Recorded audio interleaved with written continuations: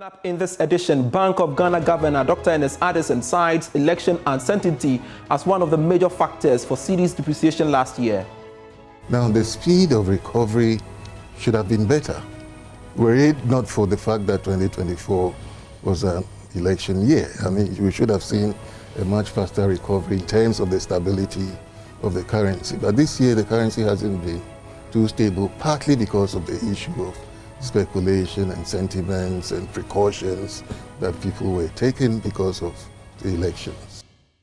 Also in this package, savings and loans companies warn of collapse of the sector due to more than 200 million cedis debt owed by public sector workers. We are live with the Executive Secretary of the Ghana Association of Savings and Loans Companies. Plus, Insurers Association expresses their readiness to ensure persons affected by any form of disasters in the country are insured. Something can be done about it. I sure the insurance industry is ready to support people in times of disaster. We've got details of these and more lined up for you. Please stay.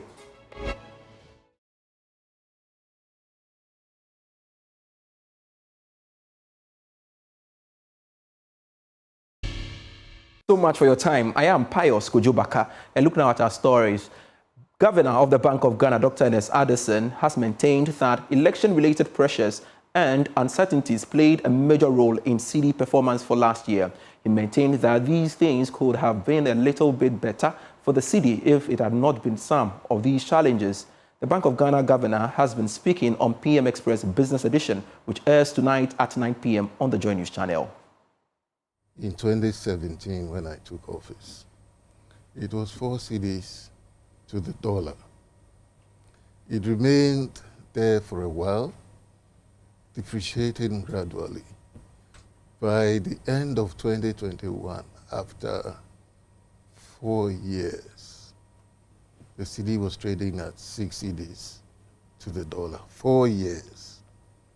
And it hovered around 6-7 cedis till we run into trouble with the domestic, with the debt sustainability issues, and everything was unhinged, and then you saw that the currency also shot up. So yes, to the extent that the economy, in the terms of the macro framework is properly set, one can expect the currency to remain relatively stable. What we saw in 2022 was unusual. That was the impact of the debt exchange on the currency and the panic, right? And the panic that was associated with it, which led to this overshooting, what the economists call an overshooting of the currency. We went all the way to 17, and I think we came back to 15. And we've been trying to recover from that experience since then. Now, the speed of recovery should have been better, were it not for the fact that 2024 was an election year. I mean, we should have seen a much faster recovery in terms of the stability of the currency. But this year, the currency hasn't been too stable, partly because of the issue of speculation and sentiments and precautions that people were taking because of the elections. Doc, do you think that we have seen the West in terms of those heavy gyration based on the work that you've done? No, it cannot be based on the work that I've done alone. You have to be forward-looking. That's it's based on the work that will be done going forward. I cannot predict, right? I cannot predict. We are yet to even have a budget for 2025. We need to see what the government policy program would look like. And if it stays within the parameters that have been set under the fund program, one can expect some reasonable stability in the currency going forward. So it's not only based on the work that has been done, you also have to look at, forward-looking manner, the way in which the policies will be implemented going forward. Bank of Ghana Governor Dr. Ernest Addison speaking on PM Express Business Edition, which airs tonight at 9 p.m. Do make a date. Let's move away from that and touch on this leading story we have for you. Savings and loans companies are warning of collapse of the sector due to more than debt owed by public sector workers. There is more in the following Business Desk report.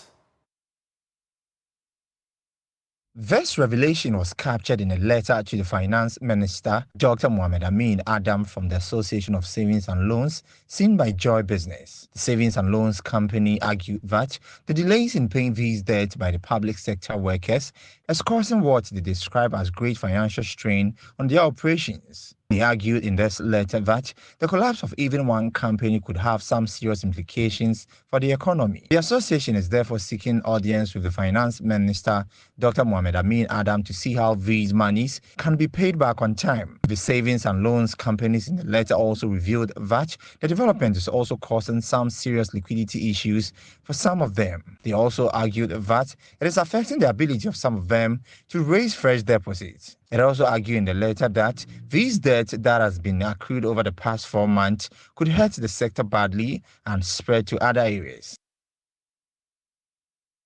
Let's understand this better. Joining us now via Zoom is the Executive Secretary of the Ghana Association of Savings and Loans Companies, Tunibua Kodiabuachi. Thanks so much, sir, for joining us here on Business Live.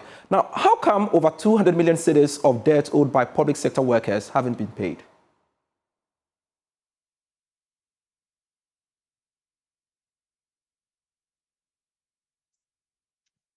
Thank you very much, and good evening to your viewers and listeners. Going on for the past 3 or 4 years now, and we have actually been engaging the government, the controller. Sometimes they try to manage the situation, but this has come to a point where it's affecting not only liquidity, but it's also affecting customers' ability to get more loans. Because a customer who has finished paying the loan about 2 months or 3 months will still be owing in our system because the employer has not paid the loan. And so the customer will still be owing when he goes to credit checks or the credit bureaus. Meaning, year in, year out, the figure keeps increasing, right, from these public sector workers, you would say?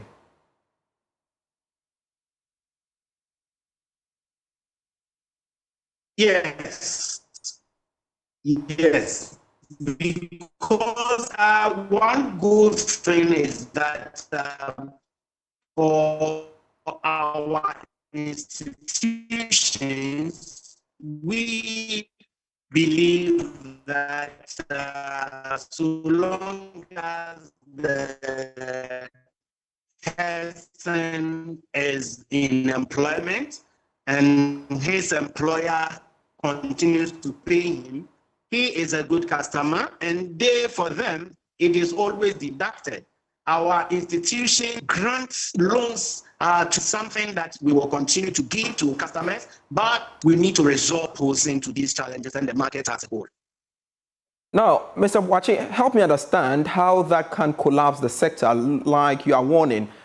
Yes, you've mentioned liquidity issues, etc.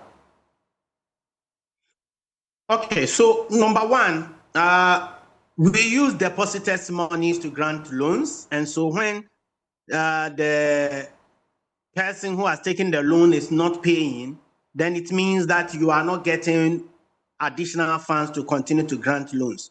Number two, it will also affect your performing loans because you are not receiving the repayment on time. And therefore, you need to make more provisions. Number three, the customer will also be seen as a defaulter. And so the customer's confidence in the sector will also be affected.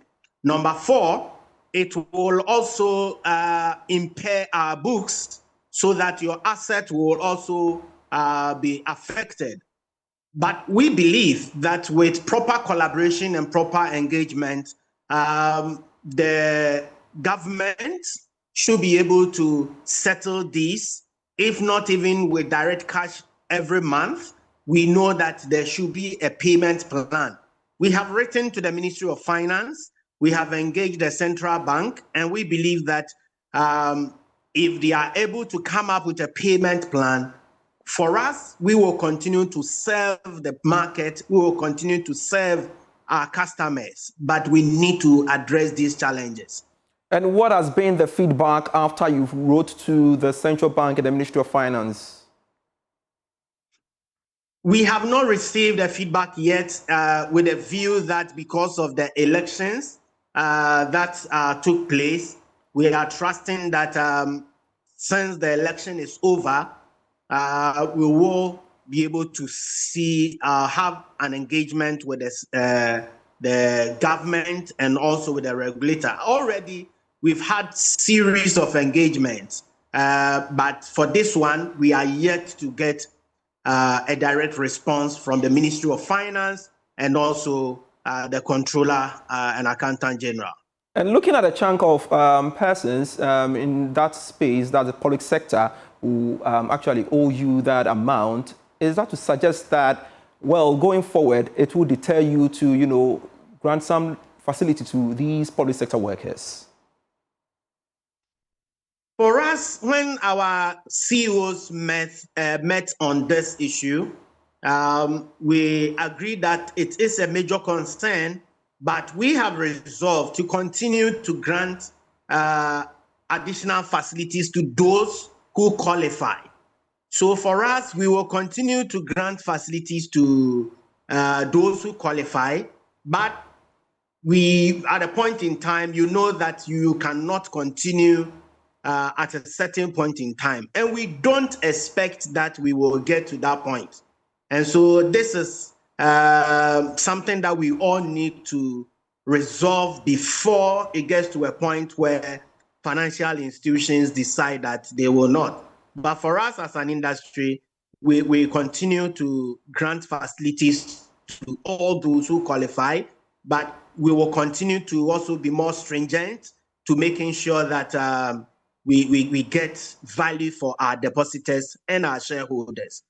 Thanks so much for your time here on Business Life. We truly appreciate it. Let's move away from that and do this story. The Ghana Insurance Association says it stands ready to assist persons affected by any form of disaster in the country. This assurance follows the devastating impact of the inferno, which ravaged more than 100 shops with goods running into millions of cedis at Katamanto, a popular second-hand clothing market in Accra. Speaking to Joy Business, President of the Ghana Insurance Association, Seth Aklasi, maintained their readiness to ensure all persons are insured in the trading community. What we can alternatively do is that we create a pool, a certain pool from which there is a certain amount that is dedicated as premium, and then a certain amount that would be determined as to whether when there is a disaster like this, then we will definitely get to compensate anyone. But how? How do we fund such a system? Are we going to get government to contribute into that pool? But we are all in this country. We are aware that government, for even their statutory or constitutionally mandated obligations like the District Common Fund, are behind schedule. How are we going to be able to take the fractions and invest them and be able to pay? All right. I heard Doctor mention when I was offline that there are issues like we go to where the risk is better. No, we are ready to take risks. We take risks and we prepare for them. At the last disaster in 2015, if I remember very well, which was flood, because fire is completely linked to flood. A lot of reinsurers, both internally and externally, asked insurance companies not to assume any risk around such places. We have gone on and then done 3 loss surveys, recommended risk improvement, which is part of what we do to say that if you're able to do these things and reduce the frequency of occurrence of the losses, we'll be able to grant cover and cover you at the time of need. All right, Seth. Unfortunately, as we're having this conversation now, once we finish these discussions, we are all going to go to bed until there's a next fire or there's a next flood or something. But something can be done about it. I assure the insurance industry is ready to support people in times of disaster. Of GUTA, Dr. Joseph Obeng, stated that the association will engage with various authorities to ensure its affected members are given the needed support. The authorities. For now, the short term, we have the NADMO and all that who have the resources to deal with such things. I think we have to engage with such institutions, and then also the metropolitan authorities. We have to also talk with them to see how they can manage for people to reoccupy the place. Sometimes, if we do not do it well, because they have, it's a speculative thing that maybe they want to take our market. That's why they've come to ban it. And so, as soon as everything is settled, you see that people are rushing back to go and build their pavilions or their stores or kiosks and all that without any proper planning.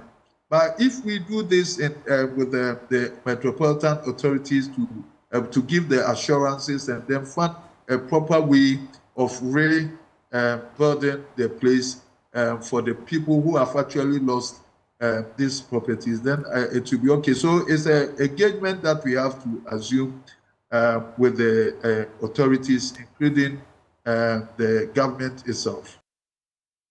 Meanwhile, GCB Bank PLC has commiserated with traders who were victims of the fire outbreak at the Katamanto area.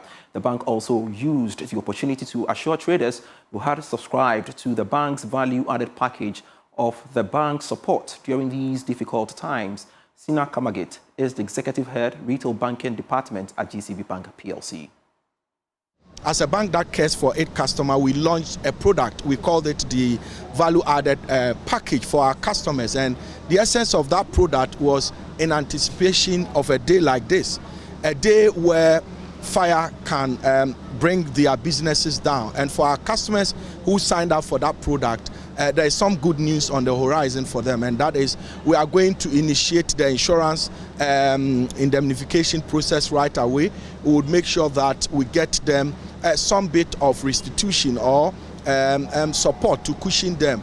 And for our customers who haven't signed up, this is the clearest opportunity for them to continue doing business with us. What they need to do actually is to continue depositing and lodging their funds with us after close of business. For customers who are able to do average of 50,000, we register them on an insurance for a day like this, and the bank fully covers the premium.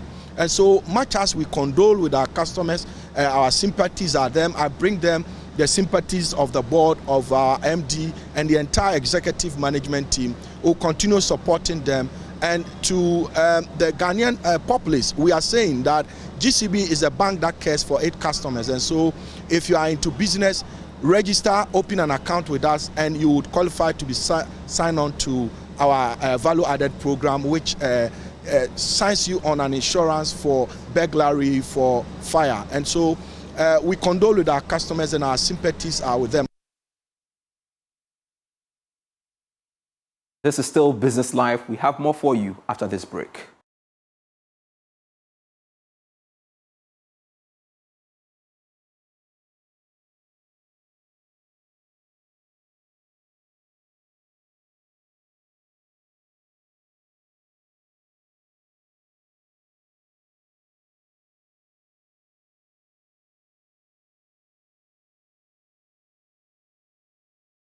Hello, welcome back to Business Live. There are calls for land administration system challenges to be addressed to attract more foreign investors.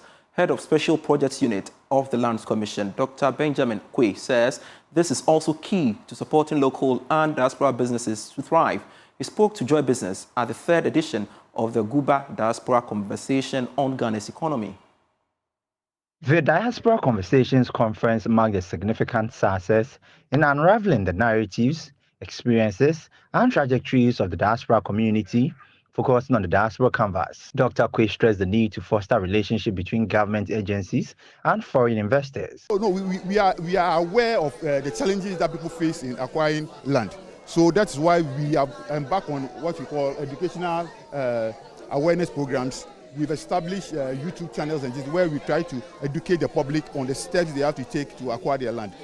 When there are instances where the aspirants they come to the office to seek our advice, we give them the appropriate advice. But we also encourage them to go out there to seek advice from the professionals out there, the lawyers, the valuers, the surveyors out there, to help them to go through the process appropriately. And I believe all will be well.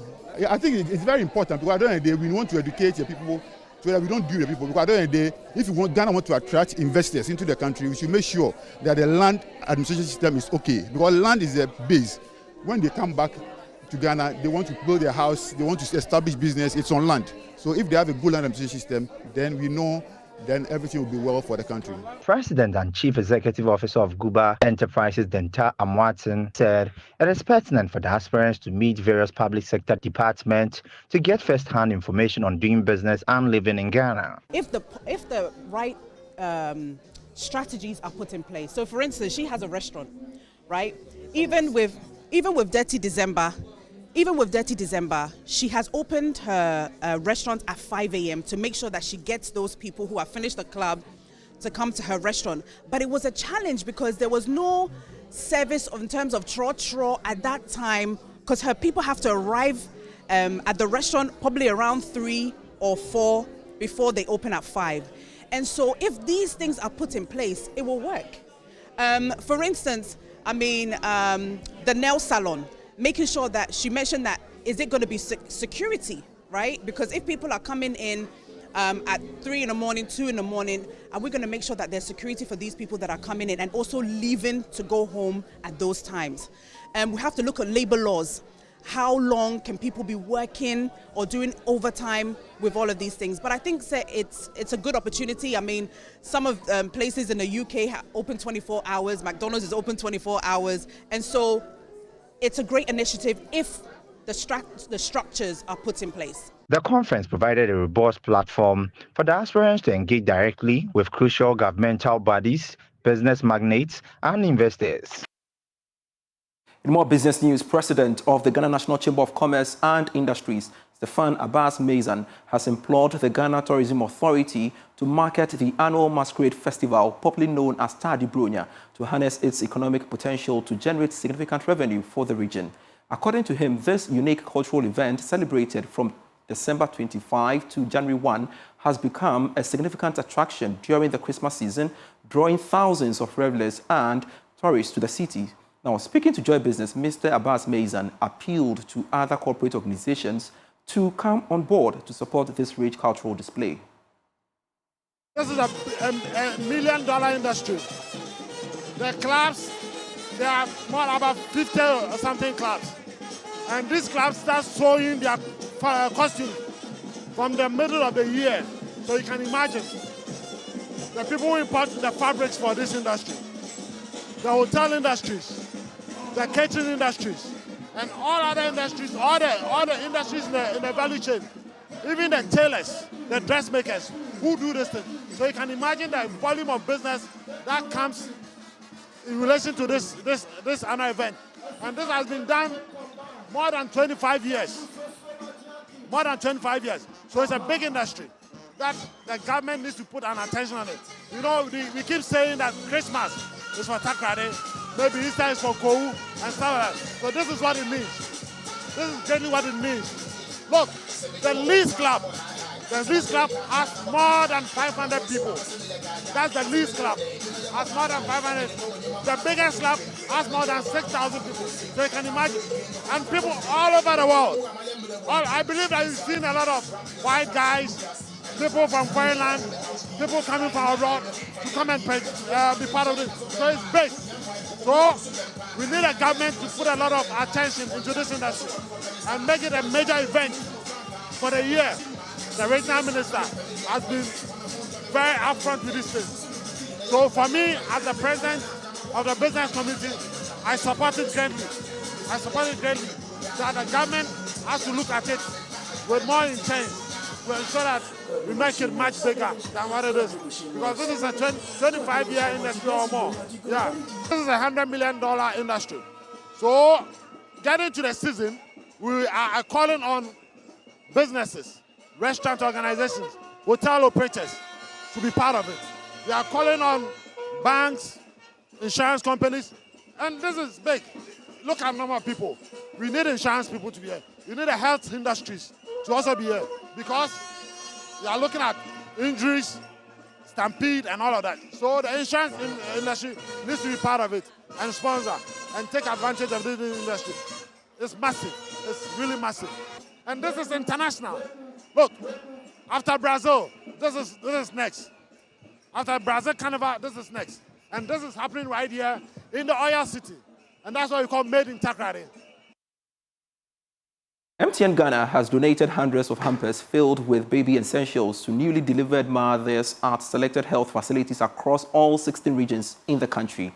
According to the telecom giant, the move is aimed at giving back to society. More in this report. The gesture forms part of MTN's effort to spread love during the Yuletide. A total of 600 hampers were distributed to newly delivered mothers and their babies on admission in selected hospitals across the country. Samuel Bartels, senior manager in charge of regulatory and government affairs, spoke on behalf of the Chief Corporate Services and Sustainability Officer, shedding light on the donation. Christmas is about giving. On Christmas Day, we celebrate the birth of a child, in this case, the birth of our Lord and Savior, Jesus Christ. And so this hamper distribution project that MTN has been embarking on since 2011 is our way of sharing and celebrating Christmas with the mothers and their babies who happen to be in the hospital on Christmas Day and on Boxing Day. And that's what we've been doing since 2011. Since then, we've distributed over 3,500 hampers. So we are here to share in their joy and also bring them the spirit of Christmas and celebrate with them on the birth of their children. We are doing this distribution in all the 16 regions of the country. In Greater Accra, we are doing Kolebu here. In Kumasi, we are doing the Komfo-Anokye Teaching Hospital, the Dambai Hospital, the Ho Teaching Hospital in the Volta region, and then Dambai is in the Oti region, Tamale Teaching Hospital, Holy Family and Sunyane hospitals, so all over the country. Expressing her excitement, Victoria Jamo, senior midwifery officer at Kolebu Hospital, commended MTN Ghana for their continued support. We are pleased to have MTN Foundation with us here this morning to actually give to the mothers. As part of their charity work, they are here this morning and they have given us 140 hampers filled with a lot of goodies, including diapers, wipes, like as in baby stuff. Yes, so we are so grateful and we hope to see them again. They should come next year and maybe in a much bigger way. The department is grateful and also the mothers are grateful. It will go a long way to help the mothers because some of them are in need. They can't actually afford to pay most of the things they buy. And that's it for Business Life. I am Pius Kujo Baka.